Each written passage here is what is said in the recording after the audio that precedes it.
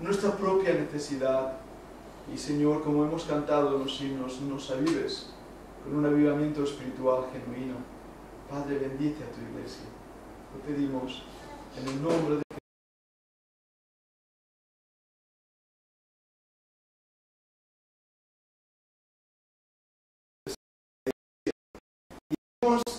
la importancia de una buena comunión y relación en la iglesia local. Lo vemos a través del libro de Hechos.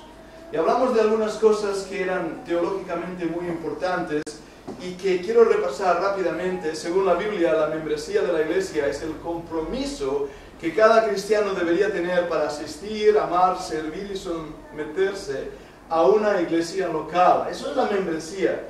Y es importante que entendamos ese compromiso. Muchas veces lo he puesto con estas palabras. La Iglesia Bíblica Bautista de Castellbisbal es nuestra iglesia.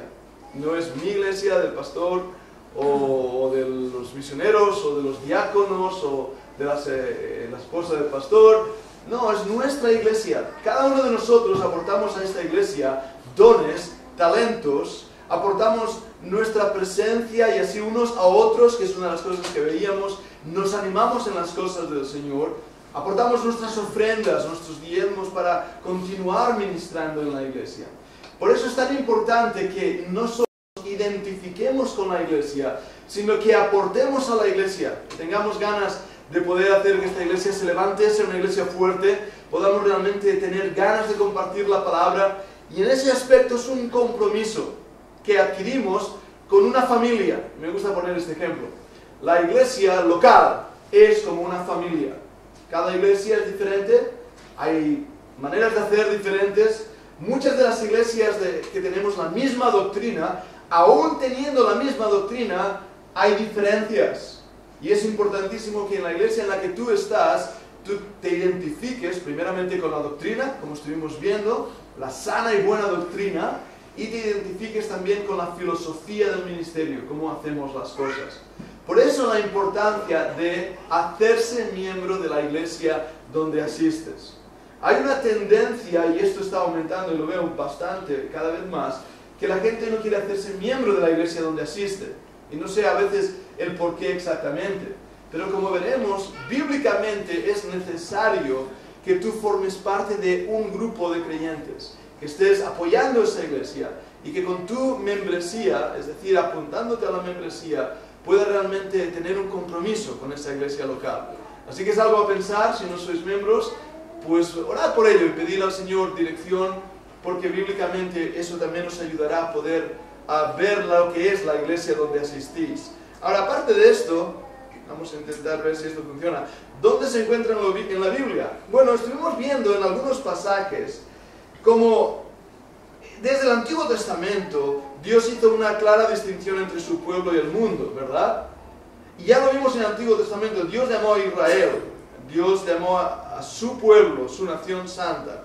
Y luego Cristo en el Nuevo Testamento dice entrar en el reino de Dios significa estar unido a la iglesia aquí en la tierra. Y vimos la importancia de identificarnos con esa iglesia. Nosotros creemos que la iglesia empieza en el Nuevo Testamento, en el libro de Hechos, capítulo 2, es la gran inauguración de la iglesia, y vimos esa relación en el libro de Hechos, como los hermanos actuaban, oraban juntos, tomaban la cena del Señor, y vimos también los problemas que había, por ejemplo, en la iglesia en Corintio. La iglesia en Corinto estaba formada por un grupo definido de creyentes. De lo contrario, Pablo jamás podría haber hablado de un castigo impuesto por la mayoría. En 2 Corintios 2:6 habla de esa rectitud, de esa disciplina, como veremos más tarde. O cuando en el libro de Hechos que veíamos, habla que estaban todos reunidos. Cuando dice que estaban todos, quiere decir que no faltaba ni uno. Y para que no faltar ni uno, quiere decir que todo el mundo sabe lo que están. Ahora, os he liado con este pensamiento de una manera.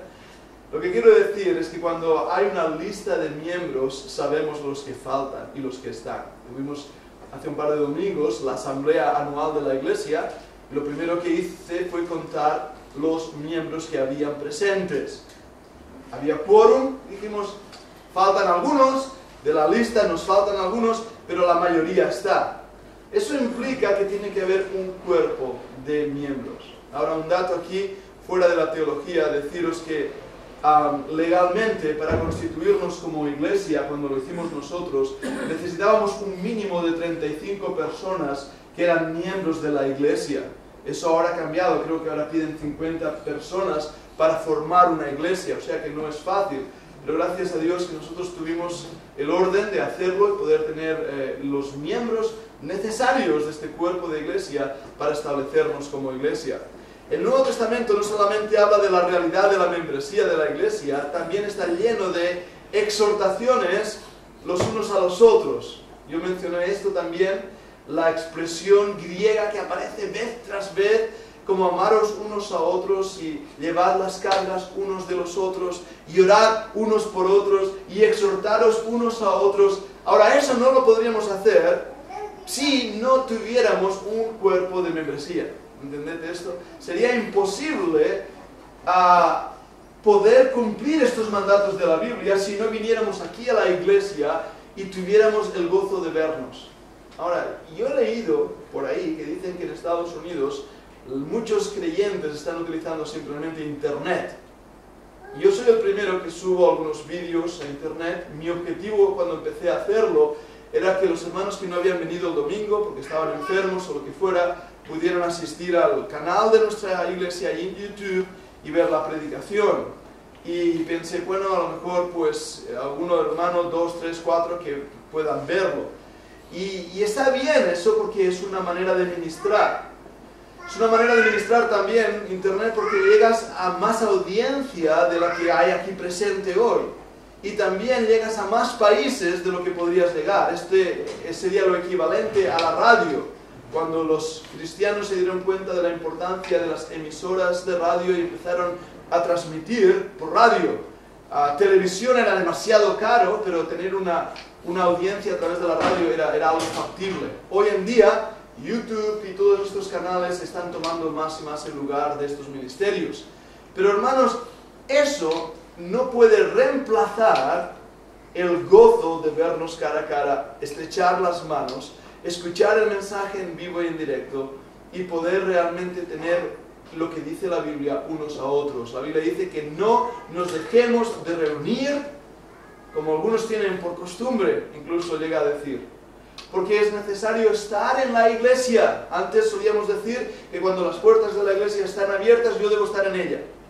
Y esto es algo que se ha dejado de decir porque estamos tan ocupados, ¿verdad que sí? Tan metidos en los quehaceres de la vida, que el fin de semana se va rápido y el domingo, pues ir a la iglesia. Algunas iglesias no abren el domingo por la tarde para que la gente pueda ir a la montaña, al campo, a la playa, donde sea. Ahora, yo prefiero estar en la iglesia que estar fuera de los atrios del Señor, pero entiendo la presión que hay muchas veces sobre las familias. Y por eso, hermanos, es un sacrificio a veces venir a la iglesia, pero un sacrificio que vale la pena, que tu vida es realmente animada en las cosas del Señor. Si no, corremos el riesgo de irnos enfriando más y más y finalmente estar simplemente apagados. Si habéis visto un fuego de leña, habéis tomado un trocito de tronco, lo habéis puesto fuera del fuego a un lado, pronto vas a ver que ese trocito de tronco que estaba al rojo vivo se va apagando hasta que se enfría y ya no calienta para nada. Y es un buen ejemplo de lo que nos puede pasar a los creyentes cuando nos apartamos del cuerpo de creyentes de la iglesia local y nos empezamos a enfriar. Por eso la membresía es importante. Dice de hecho que la membresía bíblica de la iglesia es importante porque la iglesia representa el testimonio de Dios en el mundo. La iglesia manifiesta su gloria, por tanto, los no cristianos deberían ser capaces de ver en la membresía de la iglesia, en las vidas del pueblo transformado de Dios, que Dios es santo y misericordioso, y que su evangelio es poderoso para salvar y transformar a los pecadores. En otras palabras, es importante la membresía también de cara a los incrédulos. Yo me doy cuenta cuando estamos aquí, y vosotros tal vez no lo veis porque estáis mirándome a mí, pero yo veo la puerta de la calle y como es de vidrio, puedo ver las personas que pasan alrededor y muchísimas se paran ahí y miran, chafardean y siguen adelante. Eso es una buena señal. Alguien me dijo una vez que pasaba por ahí delante, una vecina me dijo, ¿sabes qué? Hay más personas en tu iglesia, me dijo así, en tu iglesia que en la iglesia del pueblo. Y yo dije, bueno, la iglesia de evangélica también es iglesia del pueblo, pero no es la otra iglesia. Y es un comentario que me gusta escuchar, que la gente se da cuenta que hay gente que viene aquí. La vecina de al lado muchas veces, un par de veces, no muchas, pero un par de veces nos ha dicho, me gusta cómo cantáis, me gustan los himnos. Yo creo que la mujer va a aprenderlos ya de tanto oírlos. Pero es algo importante la membresía de la iglesia. Ahora, esto es un rápido comentario, enseñanza de lo que vimos la semana pasada. Hoy quiero hablar de un tema que es delicado y es a la vez necesario y que va unido a la idea de la membresía. Me refiero a la disciplina. La Biblia enseña que la iglesia local debe practicar disciplina. Ahora, vamos a intentar definir qué es esto de disciplina. La palabra disciplina, etimológicamente, nos traslada a la idea de lo que ayuda a un discípulo en su aprendizaje. Eso implica corrección del error para la mejoría en busca de la perfección. Ahora, esa es una definición que yo he escrito, pero nos va a ayudar a entenderlo. Generalmente sabemos que un discípulo de cualquier cosa tiene que ser disciplinado en lo que está aprendiendo. Los que tocáis piano, tenéis que estar ahí horas con disciplina, con ganas y sin ganas, en días de sol y en días de lluvia. Tenéis que tener la voluntad para estar ahí y aprender vuestra disciplina, porque esa es otra palabra que usamos para referirnos a un campo de aprendizaje, la disciplina. Ahora, hay otro sentido a la disciplina. La disciplina hace que el discípulo aprenda, que el discípulo tenga la fuerza de voluntad, pero la disciplina hace que el discípulo también sea corregido en lo que hace mal. Ahora, ¿cómo corregimos la vida del creyente en la iglesia local? Y ahí es donde es algo muy, muy delicado. En su definición más general, la disciplina de la iglesia es todo lo que la iglesia hace para ayudar a sus miembros a crecer en santidad y luchar contra el pecado. La predicación, la enseñanza, la oración, la adoración congregacional, las relaciones de responsabilidad mutua y la supervisión piadosa de los pastores, ancianos o diáconos, todas estas cosas son formas de disciplina. La iglesia es un cuerpo, es un organismo, no somos una asociación ni sociedad. La iglesia es un compromiso con el Señor, unos con otros. Somos como pequeñas células que estamos formando un cuerpo. Y en ese aspecto, cada uno de nosotros nos ayudamos, nos exhortamos y nos corregimos o llevamos las cargas unos de otros. Pero el objetivo de la iglesia es animar al creyente a una vida de santidad. Lo que voy a decir ahora no se está enseñando en las iglesias actuales. Porque la sociedad está presionando que todos debemos aceptar el modo de vivir de los demás, sin decir nada.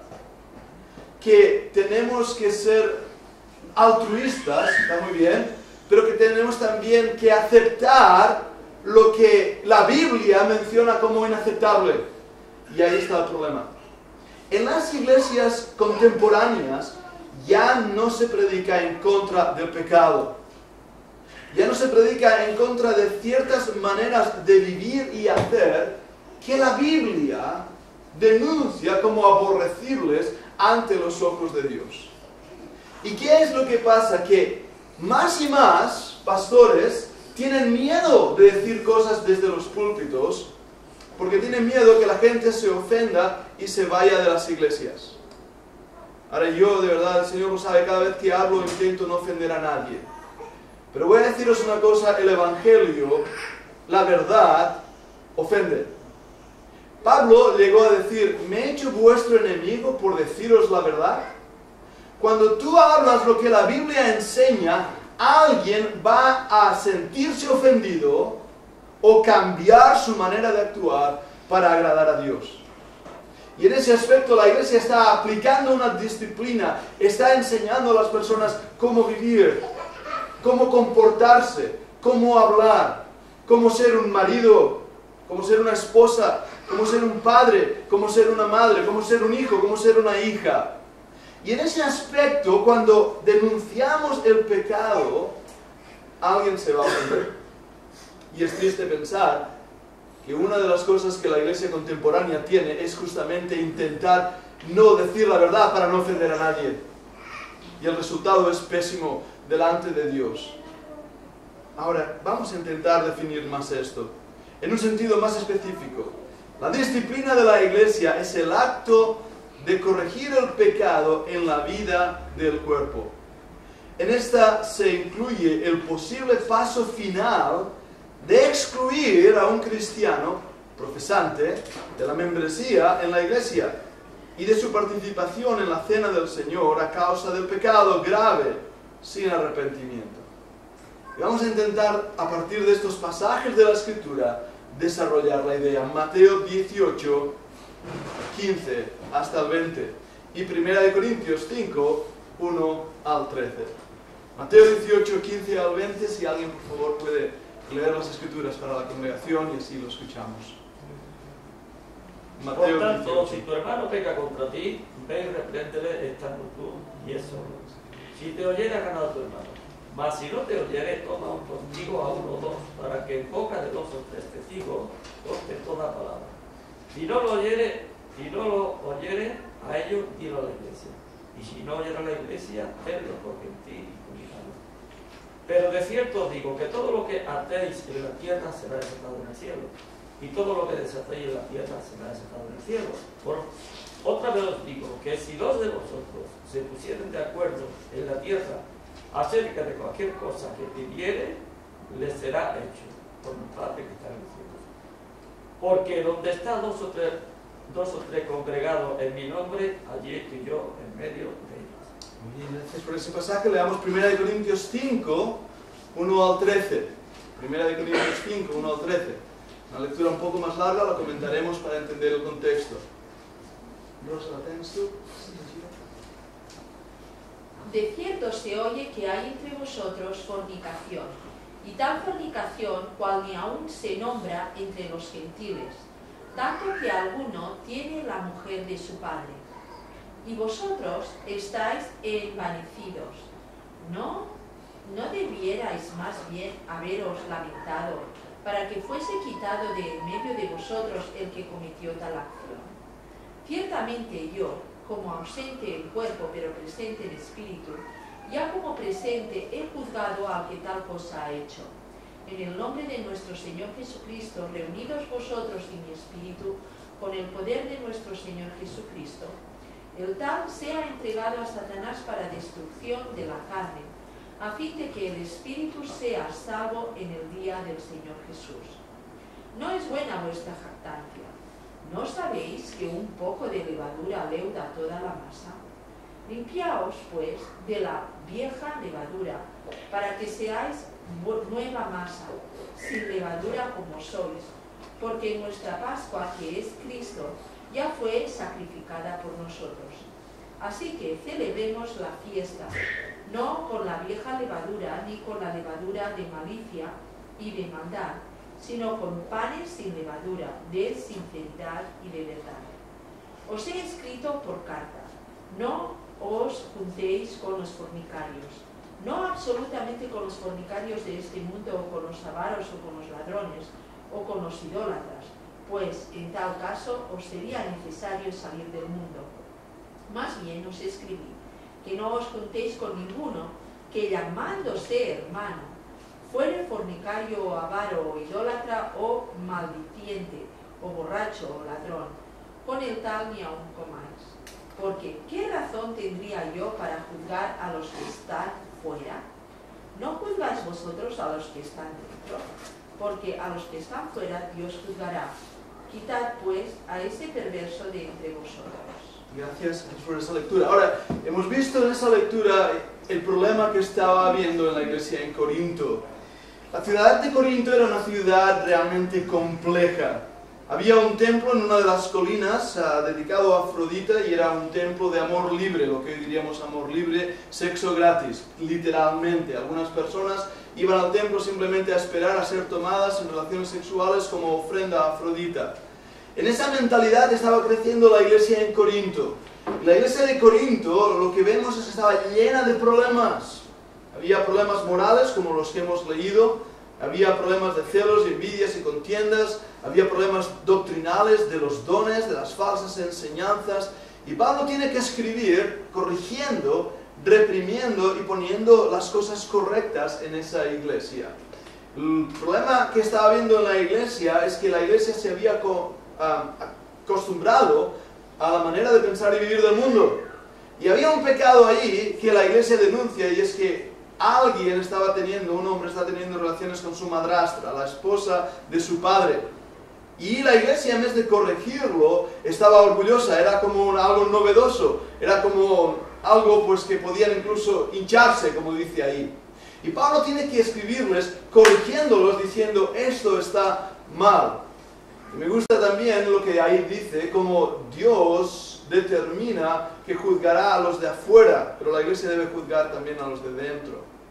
Y determina que nosotros tenemos que separarnos de cualquier persona que diciendo ser cristiano, diciendo ser creyente, vive en pasiones desenfrenadas, en pecados que Dios aborrece. Ahora, quiero ser cuidadoso en esto. Dios, como dice ahí, juzgará a los de fuera. A la gente quiere que aceptemos su manera de vivir. Y si tú eres creyente y sigues los preceptos de la Biblia, sabes que no puedes aceptar cualquier manera de vivir, porque va en contra de la palabra de Dios. Pero yo no estoy hablando hoy de lo que hace el mundo, no es el objetivo de este estudio, sino que si uno decide ser seguidor de Cristo, debe vivir como Cristo pide y exige, porque es Dios. Si tú te acercas a Dios, déjame decir algo claro, Él es quien marca las reglas y las pautas, no somos nosotros. Esto no es un pacto a dos, donde uno pide y el otro también. Esto es un pacto a uno, Dios determina cómo vivir. Hoy, justamente este mediodía, en el Facebook estaba mirando y he visto ahí una noticia que hablaba que en una iglesia bautista, solo he leído el titular, así que no sé ni dónde era, se ha puesto el primer pastor transexual de la historia. Y cuando he leído esto he pensado, ¿qué tipo de Biblia leen? Porque la Biblia es clara en cuanto a esto. Como vemos, ese es el problema que había ahí en Corinto. La Biblia era clara, la ley era clara, la palabra de Dios era clara, pero la iglesia no estaba tomando parte en ello. Y ahí Pablo establece la necesidad de la iglesia de corregir el pecado. Y no es nada agradable hacerlo, no es nada agradable, como he dicho, leyendo 1 de Corintios y 2 de Corintios lo ves, Pablo sufrió, Pablo fue menospreciado también por todo esto. Pero hermanos, lo que estamos viendo es que hoy en día el mundo está dentro de la iglesia. La iglesia está viviendo de la misma manera que el mundo vive. Y de esta manera estamos yendo en contra de los preceptos de Dios. ¿Y por qué? Porque no queremos ofender. No queremos ofender. Es verdad, no queremos ofender. Pero a la vez tenemos que entender algo. Y es que la verdad va a cambiar vidas. Y la verdad va a denunciar el pecado. Alguien me dijo una vez, es que la iglesia es un lugar público. Tenemos que dejar entrar a todo el mundo porque es un lugar público. Y yo pensé, no, eso es erróneo. La iglesia no es un lugar público. La iglesia del Señor Jesucristo es un lugar donde se reúnen los redimidos de Jehová, donde se reúnen los que han nacido de nuevo, donde se reúnen aquellos que quieren andar en santidad de vida. Y debemos predicar de tal manera que los que no quieran vivir en santidad de vida se sientan incómodos o se arrepientan. Pero en ningún momento se sientan cómodos en un lugar donde la santidad debe ser valorada, más que nada en el mundo. Tú no puedes vivir como el diablo y estar cantando a voz en grito sublime gracia del Señor que a mi infeliz salvó.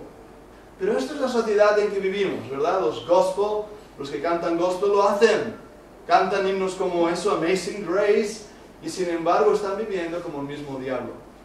Por eso el Señor ya estableció en Mateo 18 principios establecidos que son importantes para entender y que si la iglesia pusiera en práctica, creo que la iglesia de hoy en día cambiaría y haría cambiar el mundo.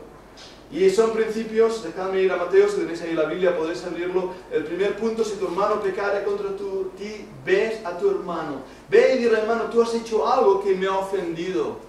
Y trabájalo, porque a veces, y seguro nos ha pasado, pisamos a alguien sin querer. Pedimos perdón, ya está, se soluciona la cosa. Pero si no te hace caso, trae a 2 testigos. Y este es el principio ya desde el Antiguo Testamento, que siempre tiene que haber 2 testigos de un evento para que no se invente alguien una historia que no sea cierta. Tiene que haber 2 testigos, tú vas al hermano y traes a 2 testigos y dices, tú has hecho esto y está incorrecto. Y estas 2 personas atestiguan que es así. Yo tuve un caso donde vinieron 5 testigos y había una situación donde fue denunciada y aún así la otra persona lo negaba. ¿Qué puedes hacer delante de eso? Pues Dios sabe la verdad. Y como sabe la verdad, Dios en su tiempo revelará la verdad. Pero la Biblia enseña que si no te hace caso, traigas a 2 o 3 testigos y así sea, buscando ¿qué? El arrepentimiento.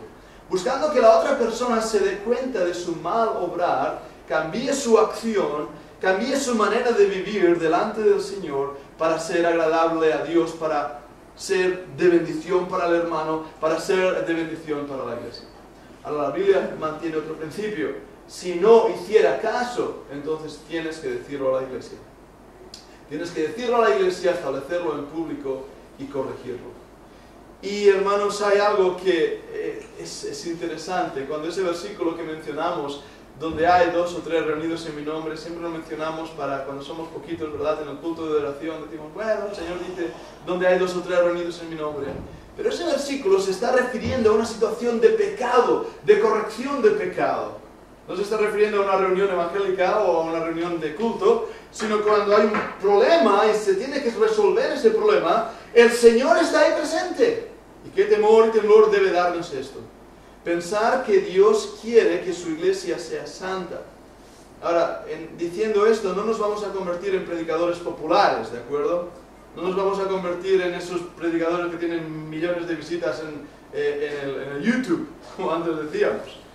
Al contrario, porque a la gente no le gusta escuchar que nuestro deber como creyentes es dar fruto del Espíritu Santo, vivir una vida santa, una vida que agrade al Señor.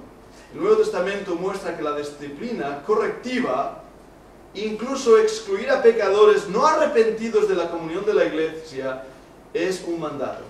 Ahora, ¿qué está diciendo? Ahí en Corintios, 1 Corintios, que hemos leído 5, 1 al 13, dice claramente que aún os apartéis de él. En varios pasajes, la Biblia nos muestra que no debemos participar con las obras infructuosas de las tinieblas, sino más bien reprenderlas. La Biblia nos dice que nos separemos. La Biblia menciona por nombre a personas que hicieron daño, hicieron sufrir. Alejandro el Calderero, que me ha hecho mucho daño, dice Pablo, ¿verdad que sí? Y lo dice por nombres. Demas me ha desamparado, amando.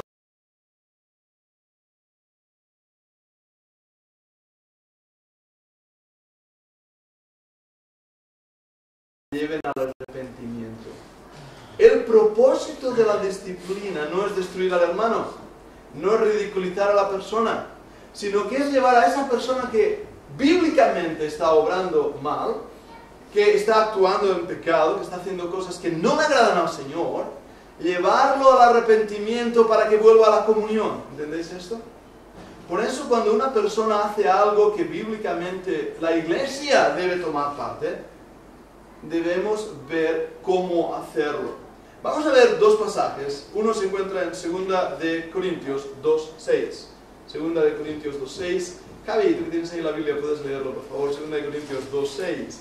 Y alguien más que busque 2 de Tesalonicenses 3:6 al 15. Sí. Le basta a tal persona esta reprensión hecha por muchos. Ahora lee un momentito el versículo anterior, el 5. Pero si alguno me ha causado tristeza, no me la ha causado ni solo, sino en cierto modo a todos vosotros. Y ahora 6. Le basta a tal persona esta reprensión hecha por muchos. Muy bien, fijaros en eso que dice Pablo. Pablo ha tenido que confrontar una situación delicada, ha tenido que confrontar un pecado y eso le ha causado tristeza. Un siervo del Señor que ame al Señor, aún corrigiendo el pecado, va a sentir tristeza. No es nada fácil, no es nada fácil. Yo creo que a lo mejor incluso en nuestra iglesia habría muchas más personas de las que hay hoy si no hubiera yo tenido que corregir el pecado. Y lo he hecho porque lo he visto en la Escritura, que es necesario corregir el pecado para buscar el bien espiritual de esa misma persona, pero eso causa tristeza. Ahora, Pablo nos dice algo más en 2 Tesalonicenses 3, 6 al 15. José, ¿lo tienes ahí? ¿Puedes leer? Ah, estás a fondo. ¿Alguien que pueda leerme 2 Tesalonicenses 3, 6 al 15? Si no se anima nadie, lo leo yo. Muy bien, José Manuel. Lo tiene, lo tiene. Venga, Carmen, no léelo, por favor. Sí, del 6 al 15. Pero os ordenamos, hermanos, en el nombre de nuestro Señor Jesucristo, que os apartéis de todo hermano que ande desordenadamente y no según la enseñanza que recibisteis de nosotros. Porque nosotros mismos sabéis de qué manera habéis imitarnos, pues nosotros anduvimos desordenadamente entre vosotros. Ni comimos en balde el pan de nadie, sino que trabajamos con afán y fatiga día y noche, para no ser gravosos a ninguno de vosotros, no porque no tuviésemos derecho, sino por daros nosotros mismos un ejemplo para que nos imitéis, porque también cuando estábamos con vosotros os ordenábamos esto: si alguno no quiere trabajar, tampoco coma. Porque oímos que alguno de entre vosotros anda desordenadamente, no trabajando en nada, sino entreteniéndose en lo ajeno. A los tales exhortamos por nuestro Señor Jesucristo, que trabajando sosegadamente coman su propio pan, y vosotros, hermanos, no os canséis de hacer bien. Qué palabras, ¿verdad?, las que Pablo dice, y qué claro y directo que es. Y por supuesto esas palabras han sido inspiradas por Dios y tienen el objeto de ser aplicadas por nosotros como iglesia. Dejadme deciros esto: si entra, vamos a suponer, una persona ahí desaliñada, sucia, que está pidiendo y viene a la iglesia, tratémoslos con cariño, con misericordia, con amor, llevémosle a los pies del Señor. Pero si hay una persona que se dice ser creyente y vive desordenadamente, ahí está la referencia que debemos ver. Tenemos que corregirlo, exhortarle, animarle en las cosas espirituales. Porque si no, si es creyente, está viviendo una vida de desobediencia. Y ahí es donde la iglesia tiene que aplicar la realidad. Y eso ahí habla directamente incluso de situaciones difíciles hoy en día, como la del trabajo, ¿verdad? La dificultad de trabajar y todo esto. Pero una cosa es eso, la otra es ser holgazán y no querer trabajar. Y la Biblia habla cómo debemos tratarlo y cómo debemos hacer para animar a ese hermano a que con sus manos trabaje. Y lo mismo pasa, como vamos a ver ahora, en otras situaciones más difíciles todavía. El Nuevo Testamento habla acerca de la disciplina formativa, nuestros esfuerzos por crecer conjuntamente en santidad. En muchísimos pasajes relacionados con la búsqueda de la santidad y a la edificación mutua en la fe, tales como Efesios 4:11 al 32 y Filipenses 2:1 al 18. Vamos a leer Efesios 4:11 al 32. Si alguien puede leerlo, Efesios 4:11 al 32. María, ¿puedes leerlo? Efesios 4:11 al 32. Y él mismo constituyó a unos apóstoles, a otros profetas, a otros evangelistas, a otros pastores y maestros, a fin de perfeccionar a los santos para la obra del ministerio, para la edificación del cuerpo de Cristo, hasta que todos lleguemos a la unidad de la fe y del conocimiento del Hijo de Dios, a un varón perfecto, a la medida de la estatura de la plenitud de Cristo, para que ya no seamos niños fluctuantes, llevados por doquiera de todo viento de doctrina, por estratagema de hombres que para engañar emplean con astucia las artimañas del error, sino que siguiendo la verdad del amor, crezcamos en todo aquel que es la cabeza, esto es Cristo, de quien todo el cuerpo, bien concertado y unido entre sí por todas las coyunturas que se ayudan mutuamente, según la actividad propia de cada miembro, recibe su crecimiento para ir edificándose en amor. Esto pues digo y requiero en el Señor, que ya no andéis como los otros gentiles, que andan en la vanidad de su mente, teniendo en el entendimiento entenebrecido, ajenos de la vida de Dios por la ignorancia que en ellos hay, por la dureza de su corazón, los cuales, después que perdieron toda sensibilidad, se entregaron a la lascivia para cometer con avidez toda clase de impureza. Mas vosotros no habéis aprendido así a Cristo, si en verdad le habéis oído y habéis sido por él enseñados conforme a la verdad que está en Jesús. En cuanto a la pasada manera de vivir, despojaos del viejo hombre, que está viciado conforme a los deseos engañosos, y renovaos en el espíritu de vuestra mente, y vestíos del nuevo hombre, creado según Dios en la justicia y santidad de la verdad, por lo cual, desechando la mentira, hablad verdad cada uno con su prójimo, porque somos miembros los unos de los otros. Airaos, pero no pequéis, no se ponga el sol sobre vuestro enojo, ni deis lugar al diablo. El que hurtaba no hurte más, sino trabaje, haciendo con sus manos lo que es bueno, para que tenga que compartir con el que padece necesidad. Ninguna palabra corrompida salga de vuestra boca, sino la que sea buena para la necesaria edificación, a fin de dar gracia a los oyentes. Y no contristéis el Espíritu Santo de Dios, con el cual fuisteis sellados para el día de la redención. Quítense de vosotros toda amargura, enojo, ira, gritería y maledicencia, y toda malicia. Antes sed benignos unos con otros, misericordiosos, perdonándoos unos a otros, como Dios también os perdonó a vosotros en Cristo. ¿Habéis visto qué claridad la palabra del Señor? Y esas palabras finales, perdonándoos unos a otros. Quítense de vosotros toda ira y enojo. En cuanto a vuestra pasada manera de vivir, la Biblia continuamente exhorta al creyente a vivir una vida de santidad. Ahora, Mateo 18, antes comentábamos, y debemos entender que el propósito no es ponerlo todo en público, sino solucionar el problema y el pecado antes que afecte a la iglesia y a todos los demás creyentes. Hay momentos que esto no pasa. 1 Corintios 5, vemos ahí cómo fue necesario que Pablo lo mencionara en carta, porque toda la iglesia estaba metida en este problema. Algo similar ocurre en Filipenses 4, no similar sino diferente, cuando Pablo, delante de toda la iglesia, ruega a Evodia y a Síntique que sean de un mismo sentir. Filipenses 4, 2 al 3 menciona a estas dos hermanas. No nos dice qué pasaba entre ellas. Menciona sus nombres, Evodia y Síntique, ahí entre los filipenses. Estaban teniendo disensiones, había diferencias, no había el mismo sentir. Y Pablo les exhorta para que ellas pongan el mismo corazón, tengan el mismo sentir. Hay otro dato interesante.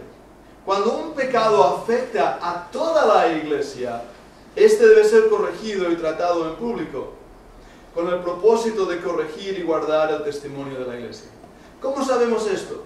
1 Timoteo 5:20, y lo tenéis ahí en la pantalla, a los que pecaren, repréndelos delante de todos, para que los otros también teman. ¡Wow! ¿Verdad que sí? Pero la realidad es que si el pecado es expuesto, los demás aprenderán a lo que no está bien hacer, lo que al Señor no le agrada. Por eso es necesario hablar en contra del pecado. El Evangelio de Jesucristo es amor, misericordia, paz, perdón de los pecados.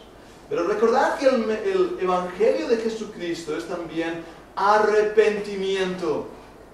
Es decir, confesar lo que está mal, lo que Dios no aprueba, y apartarse de ello. ¿Y cómo podemos ayudar a esto cuando uno ya es creyente? Alguien dijo una vez muy sabiamente que es más fácil que un pecador se convierta a que un santo se arrepienta. Y qué cierto que es.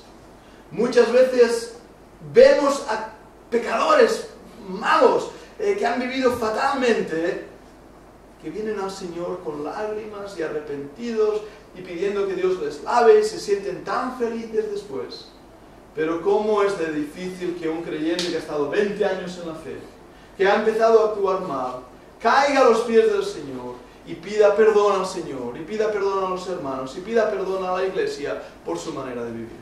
Al contrario, la gente se ofende y se va de la iglesia, en vez de decir, no soy yo el que estoy obrando, soy yo el que está haciendo mal. Y lo más triste de todo es que se van de una iglesia y van a otra ahí cercana, y ahí es aceptado y son aceptados, y como no ha pasado nada y no han caído en disciplina, ese hermano continúa en sus fechorías haciendo mal.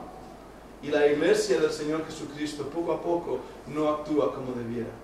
La disciplina no es algo que es agradable, y los que habéis sufrido el esfuerzo de aprender un instrumento musical o de aprender una carrera universitaria, sabéis lo que es horas de estudio.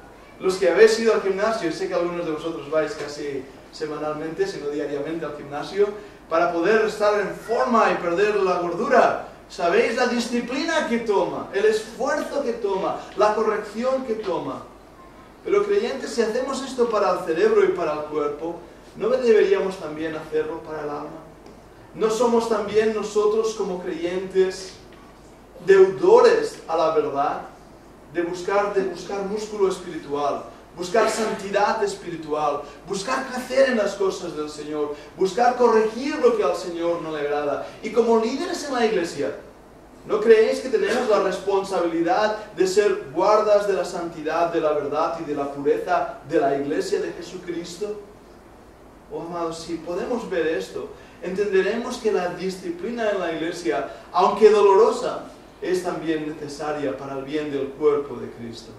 Hemos estado estudiando varias marcas de una iglesia sana, de una iglesia buena. Hemos visto membresía, hemos visto disciplina, hemos visto también el entendimiento del verdadero evangelio y cómo proclamar el evangelio. Hablamos del evangelismo y vimos sobre todo en el inicio esa necesidad de entender una buena y sana doctrina.